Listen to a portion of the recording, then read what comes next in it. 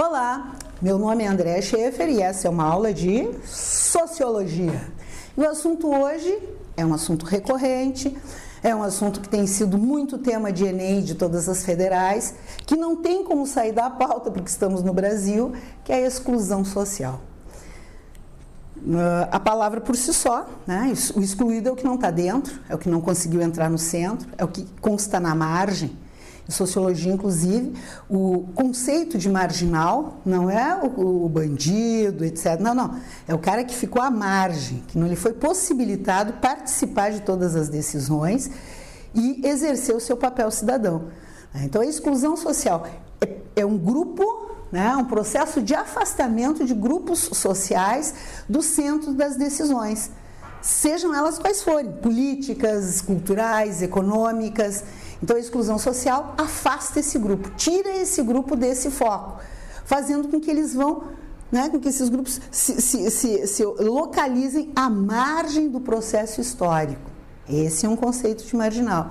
O capitalismo nos diz que marginal é o bandido, porque ia ficar muito complicado dizer que colocou essas pessoas à margem da sociedade. Por que eu falei de capitalismo agora? Ah, certo, porque a exclusão social é filha do capitalismo. Ela é inerente, é logo após a instituição do sistema capitalista que vai surgir a exclusão social. Da exclusão social surge a desigualdade social. Não somos mais todos pares, não pertencemos mais ao mesmo grupo. E essa desigualdade social ela é gerada pelo quê? Pela miséria, pela injustiça social, pela exploração econômica. Então já não somos mais iguais. Já não pertencemos mais à mesma classe, não temos mais os mesmos indicativos. Essa questão de sermos, pertencemos ao mesmo grupo social, de estarmos juntos na mesma barca, estamos lá, fazemos parte dessa sociedade, que é dentro da civilização ocidental, marcada por essa ruptura. No surgimento do capitalismo, e quem tiver alguma dúvida, reporte-se algumas aulas de sociologia anterior, ou vai lá no professor Digão, que também fala muito bem disso. O surgimento, né, na primeira Revolução Industrial, quando surge um novo modelo econômico em função de uma divisão de classes que até não existia, que é o patrão e o operário, né, ou o burguês e o proletário, como na época se falava, neste momento, com o surgimento dessas novas classes e com o surgimento da industrialização, ou seja, o camarada deixou de ser o autor da própria obra, até então eu fabricava os meus sapatos do início ao fim. E com eles é que eu fazia as minhas trocas, né, os meus escambos, né, lá pelas galinhas, lá pelo tecido, pela roupa, mas eu era autor da minha obra. Era eu que confeccionava o sapato. E entra a indústria, eu vou para uma linha de montagem. Até porque uma propaganda massiva na época de que o bacana não era mais ser artesanal, era ser operário. Então eu vou entrar para uma indústria onde eu começo a fazer esse sapato, um outro operário segue, e quando aquele sapato chegar lá no final para ser comercializado, ele já não é mais meu. Eu perdi esta autoria. A perda dessa autoria é uma primeira ruptura na sensação de pertencimento a um grupo social. Eu não sou mais autor de nada, eu fabrico para alguém. E o que eu ganho para fabricar é, no mínimo, 1/3 do valor de que será vendido. E eu estou sendo legal, não é 1/3, é bem menos. 1/3 do que vai ser vendido. E quem é que vai sair? Quem é que ganha esse lucro? Porque o meu salário continua o mesmo. Mesmo que aquele sapato aumente de valor no mercado de consumo, o meu salário continua sendo mínimo. Então, eu estou fora da autoria do meu trabalho. Eu não sou mais autor.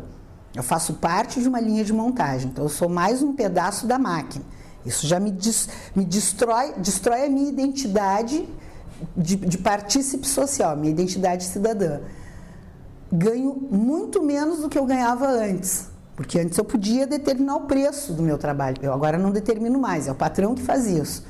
Então essa diáspora, essa separação, essa dicotomia entre o valor do indivíduo e o valor dele para a produção social, acaba. Fazemos parte agora de uma grande linha de montagem. A consequência disso vão ser uma série de tipos de exclusões sociais, porque não é uma só. A partir desse momento, vai haver um esfarelamento, né, da participação social, porque esse camarada agora ele não tem a mesma importância que o patrão, né? O patrão está numa categoria, esse operário está em outra. Esse operário já não é mais um artífice, ele já não é mais um autor, ele é apenas uma peça da engrenagem. Qual é a importância de um parafuso, socialmente falando? Opa, qual é a importância daquela máquina que costura, socialmente falando? É uma máquina. Essa sensação pesquisada, né, tem várias referências, vocês podem procurar, essa referência, essa sensação da perda da identidade do trabalhador vai fazer com que ele perca também uma das coisas, uma das considerações onde o mundo do trabalho mais se apegava, que era o prazer da produção, é fazer o que se gosta do início ao fim. Professores, por exemplo, apesar de ganharem mal como todos os operários, ainda são operários que têm prazer na sua produção, porque elaboram a aula, estão em contato com seu objeto de trabalho, que são vocês, nossos alunos amados, e concluímos essa obra. Então, mesmo ganhando mal, nos resta o prazer da produção. É de minha autoria o que eu acabei de fazer. E isso, talvez para vocês não dê para perceber, faz toda a diferença na vida de um indivíduo que quer ter uma participação social. Os tipos de exclusão gerados pela miséria, pela injustiça e por essa exploração econômica podem ser cultural ou étnicas. Como é que se dá a exclusão social pela cultura ou pela etnia? Quando tu chega lá na tua sala de aula e de repente a tua professora diz assim, ó, funk não é cultura, vamos estudar outro tipo de música. Opa! Sem contar, né, a exclusão étnica, aí vão entrar os negros, os indígenas, retirados da sua identidade mais uma vez. Então, eu já não tenho mais a minha identidade de quem produz o que vai vender, a produção já não é minha do meu trabalho. Além disso, se eu for negra, então eu estou um pouco mais fora. Por quê? Porque nós vimos isso quando estudamos a história do capitalismo, que era muito importante para a manutenção deste sistema excludente que houvesse um padrão de normalidade. Qual é o padrão de normalidade da civilização ocidental em função do capitalismo?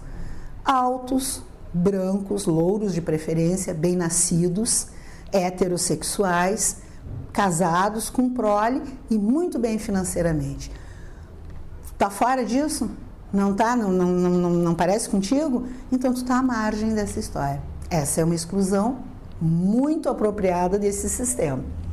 Tem também a exclusão econômica, óbvio. Quem ganha R$880 não vai sentar na mesa com quem ganha 100 mil.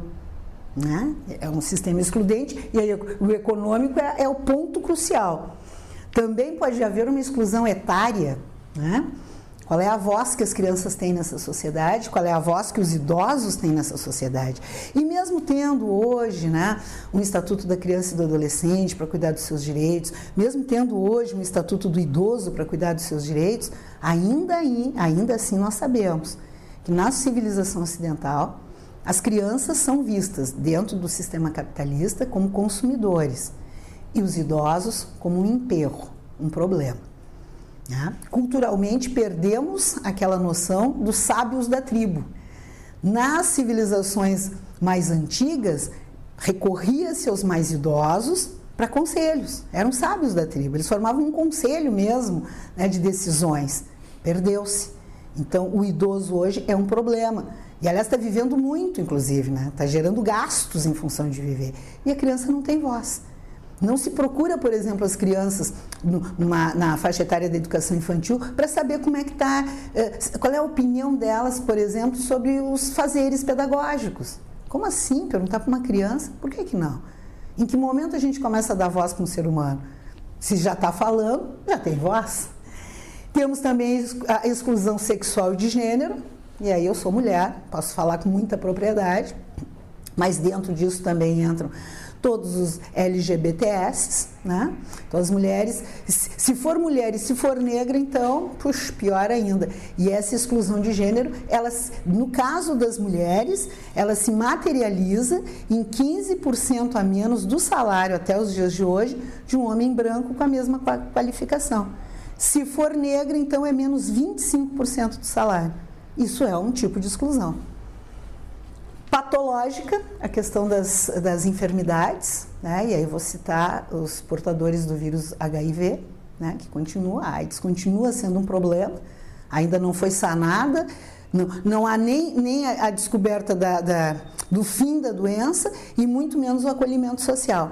É visto ainda assim com preconceitos e, né, pelo menos uma pessoa a gente já ouviu falar disso, não ouviu, é comentar na família que vai aparecer. E comportamental. Essa exclusão comportamental, por exemplo, eu vou citar, os dependentes, os tóxico-dependentes, pessoal do crack que está na rua, né? E que parece assim, a gente olha, a gente vê lá a escrita, a fala na mídia, como se fosse uma opção. Mas tem projetos para tirar da rua, né? Tem algumas fases assim, se tu é viciado em cocaína, para de cheirar. Tu é viciado, tu é compulsivo em comer, para de comer. Se tu tem... Será que funciona desse jeito? Será que dentro desse quadro todo que a gente existe funciona desse jeito? Então, essas pessoas que têm uma doença, né? O dependente químico é uma doença. O corpo dele já não reage mais aos próprios desejos dele, ele está no vício. Essa pessoa precisa de quê? O que é que ela precisa? Se a gente não consegue pensar numa solução de como auxiliar, a gente está excluindo. Porque o ser humano ele é fantástico para coisas boas e coisas ruins. Mas quando as coisas ruins, elas são muito ruins. Mas só quem pode ajudar outro ser humano é o próprio ser humano. Que é por isso que eu continuo dando aulas de sociologia. Quais são as principais consequências da exclusão social? Já ditas aqui. Preconceito, a marginalização, que é estar à margem, não estou falando de bandidagem, também, obviamente que a violência é uma das consequências mais terríveis da exclusão social. O isolamento social, eu não faço parte, não querem me ouvir. Nem o meu voto é uma coisa importante, então eu estou isolado socialmente. A perda do exercício de cidadania. Qual é a minha importância nesse contexto social? Então dane-se, façam o que quiser. E aí está montado um cenário ótimo para que sejam eleitos qualquer um. A cada 4 anos passamos um cheque em branco e segundo uma pesquisa do DIEESE, que é o Departamento Intersindical de Economia e Estatística, que diz o seguinte: 4 meses depois das eleições, os brasileiros já não lembram mais em quem votaram. Fica aí para pensar, gostou? Achou legal? Então vai lá, te inscreve no canal e recebe essas aulas todas no conforto do seu e-mail. Valeu, galera, até a próxima!